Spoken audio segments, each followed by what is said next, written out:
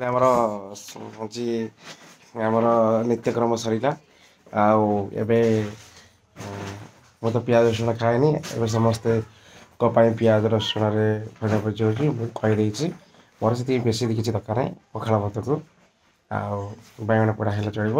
କହିଦେଇଛି ବାଇଗଣ ପୋଡ଼ି ଦେବେ ଆଉ ତା ସହିତ ଆମେ ଖାଇବା। ଆଉ ଆମର ଇଏ ଆସି ଦେଖିଲ କେମିତି ଲଟର ପଟର ହେଉଛି। ଏବୁଡୁକା ଆଡ଼ିକା ଚଢ଼ ଚଢ଼ି ଯା উপরে উপরে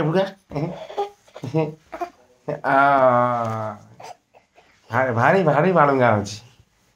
ହାଇ କରିଦେଲୁ ଏଠିକା ଏଠିକା ମାମା ହାଇ କଲୁ ମାମା ମାମାରେ ଏଠିକି ଆସିଲୁ ହାଇ କରିଦେ ହାଇ କରିଦେ ହାଇ କରିଦେଲୁ ଏମିତି ହାଇ କରିଦେଲୁ ଏଇଠି ହାଇ କରିଦେ ହେଇ ହେଇ ହାଇ କରିଦେଲୁ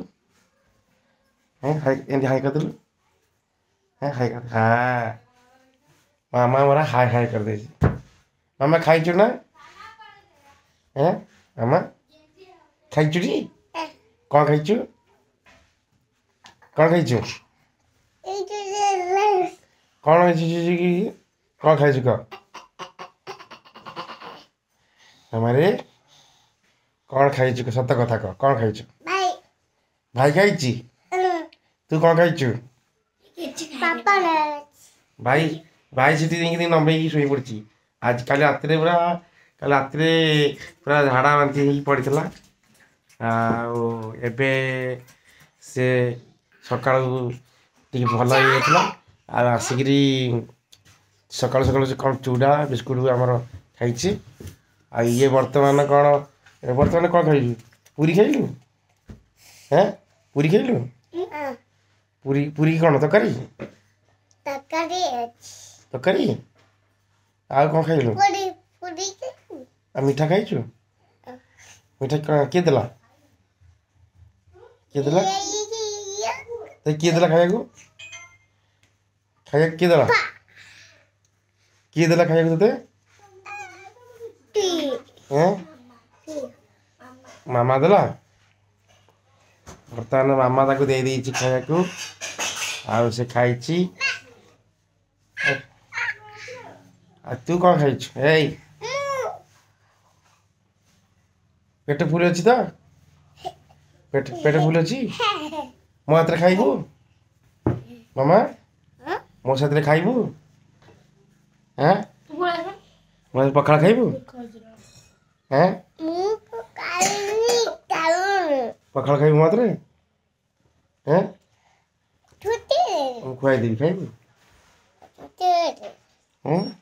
ଆଉ ଇଏ ଆମର ଛିଡ଼ା ବସିଛି ଏଇଠି ତୁ କ'ଣ ଖାଇଛୁ ଚୁଡ଼ା କ'ଣ ବିସ୍କୁଟ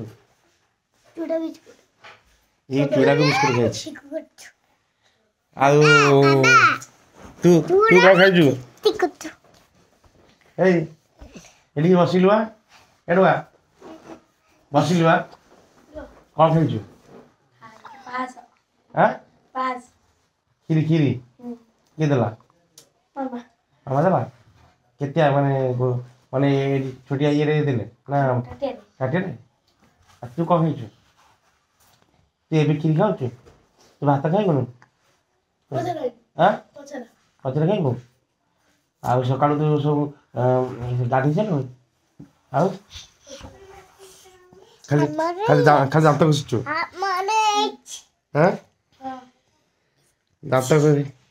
ଦାନ୍ତ ଘଷି ଆସ ଆଉ କ'ଣ କରୁଛୁ ଦାନ୍ତ ଘଷିକି ଆସିକି ଫଟାକଣା ଖାଇଲୁ କିଛି ଖାଇନି ଆଉ ଖାଇବୁ କେତେବେଳେ ମାମା ଖାଇବୁ କେତେବେଳେ ଦାନ୍ତ ଘଷି କେତେବେଳେ ଖାଇବୁ ଏ କ୍ଷୀରିରେ ତ ପେଟ ପୁରିଯିବ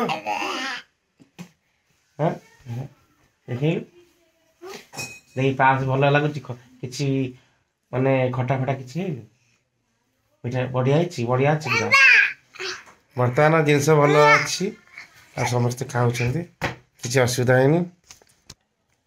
ଏବେ ସମସ୍ତେ ଏଇଠି ଗଳା ତୋଳା ହେଉଛି ମୋତେ ଭୋକ କରିନି ପେଟ ପୁରା ଅବାଗିଆ ଅଛି ତାପରେ ପଛରେ ଖାଇବା ଆଉ ଫ୍ରି ହେଇକି ହଉ ଆଗକୁ ଚାଲ ଯିବା କେମିତି କ'ଣ ଆଗକୁ କେତେବେଳେ ବାହାରିବା ସେଇଟା ଭାରି ଟେନସନ୍, କିନ୍ତୁ ପହଞ୍ଚିବି। ବର୍ତ୍ତମାନ ଆମେ ଆସିବା ପାଇଁ ଆସିଲୁ ସିନା, କିନ୍ତୁ ଡ୍ୟୁଟି ସେଠି ବନ୍ଦ ହେଇଯାଇଛି। ଆଉ ଗୋଟେ ପିଲାକୁ ସିଟି ଦେଇକି ଆସିଛି, ସେ ପିଲା ସେଠି କରୁଥିବ। ତାପରେ ସକାଳେ ଫୋନ୍ କରିଥିଲା, ତାପରେ ତାକୁ କହିଲି, ତାପରେ ସେ ଡ୍ୟୁଟି କଲା। ତାପରେ କାହିଁକିନା ଏଠି ଯାଇ 4ଟା 3ଟା 4ଟା ବେଳକୁ ବାହାରିଲା ବେଳକୁ ସେଠି ପହଞ୍ଚିଲା ବେଳକୁ ଡେରି ହେବ।